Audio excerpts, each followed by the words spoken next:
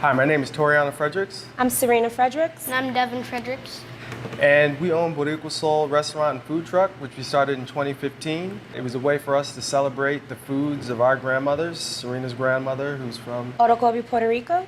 And my grandmother, who's from Andersonville, Georgia. The food that you can find on our truck is things like pernil, which is Puerto Rican style roasted pork, empanadas, mac and cheese, tostones, maduros, collard greens, a lot of things you wouldn't normally find on the same menu together. Our whole idea is to highlight foods that were influenced by Europeans from Spain, the Taino Indians that were on the island of Puerto Rico, and West African slaves. And so when those cultures came together, they created a cuisine.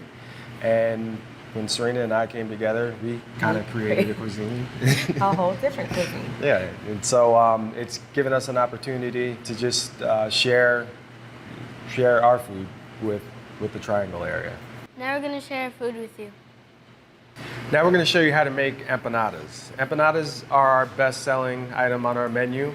We have a couple different empanadas that we serve on the restaurant and the food truck. We serve our beef picadillo, which is the most traditional. We have the mojo chicken. We have the Eastern Carolina barbecue to keep our North Carolinians happy.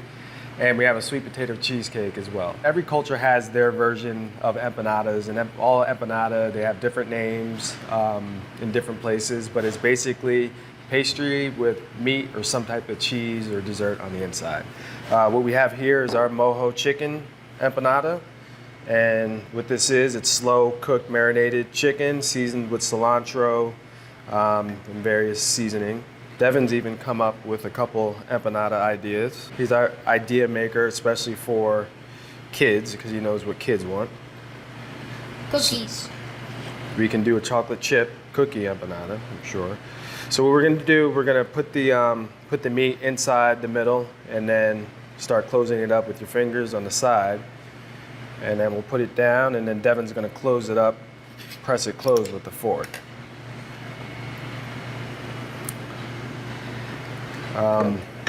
When Serena and I started dating, I'd had empanadas before, but she kind of, highlighted what it kind of meant to her family and growing up, and so I desecrated that by starting putting barbecue inside them.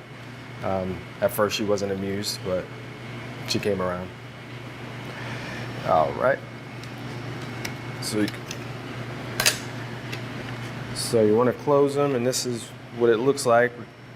At the restaurant, we use a press because now we're doing a lot more of these than we were when we first started the truck. But again, this is an easy thing that you could do at the house, and the kids can get involved. And pizza is have we done a pizza one? No, we should do that. Like I said, you can put anything in these.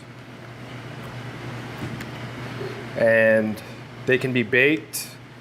I suggest frying always. I've never baked them with these wraps, but again, we love the fried, crispy style empanadas. And that's how we make an empanada at Boricua Soul.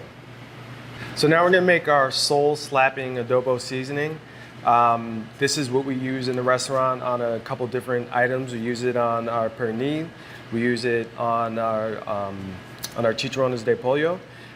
But it's pretty versatile. You could put it on anything. You could put it on chicken and grill it. You could put it on vegetables, tofu. So it basically starts with, we have our seasoning mix. We have oregano, onion powder, garlic powder, salt, sazon, and put that in there. And we have about 12 cloves of garlic. Go ahead and put that in there. And then we have vinegar. Go ahead, Dev.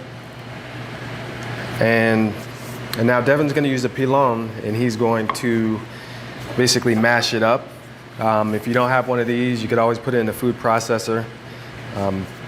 In the restaurant, we're making so much that we actually use a food processor as well. So go ahead and you can get your young frustrations out. Go ahead, Dev. There you go. If you like heat, you can put a little bit of hot peppers in there. It's just kind of personal preference. All right, let me get a little bit more, buddy. All right. So what you get is a paste. And so I have some bell peppers here.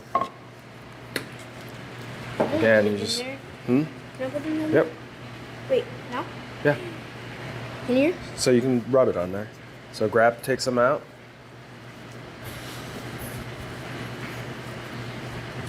And then when you put this on the grill, this garlic is gonna crisp up and be very tasty and get that nice grill flavor. All right, so what we're gonna do now is season our pernil, which is, so this is a really small pork shoulder. Traditionally, this is made with pork shoulder. This one is about 3-4 pounds. Shoulder is normally about 8 pounds or so. But if, depending how many people you're feeding, you know, like this will feed a couple people and it's a nice personal size. What you want to do is take a sharp knife. First on the underside, you're going to poke a couple holes, and that's so when you get to seasoning, you can get the seasoning in there. And then on the top, which is the most important part, I like to score the skin, and I get these little diamond plates, so I slice down this way, and then turn a 45-degree angle and slice that way. So what that does, after you put the seasoning on, air can get in between the skin here, and then you get a nice crispy skin. All right, you want to put it on there? Mm-hmm. Go ahead. So I'm just going to get it in between your seams here. As well, it's best to let this sit for at least 12 hours. 24 hours is good. Really, the more the better. You're gonna get the meat inside your holes there. Make sure it's seasoned really well.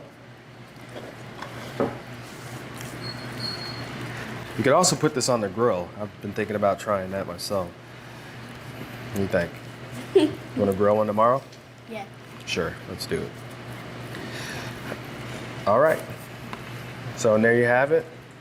Again, you can wrap this in plastic wrap and put it in the refrigerator. You can cook it right away if you want, but to get the most flavor, you really want to let it sit a little bit.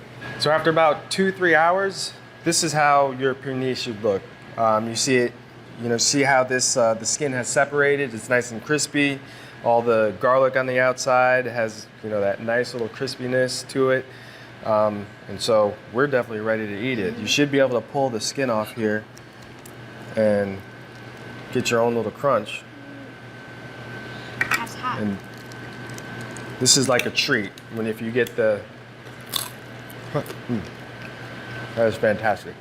Thank you for letting us share our family, food, and culture with you today. Please come by and see us at our restaurant at American Tobacco Campus in Durham, North Carolina. We'll see you soon.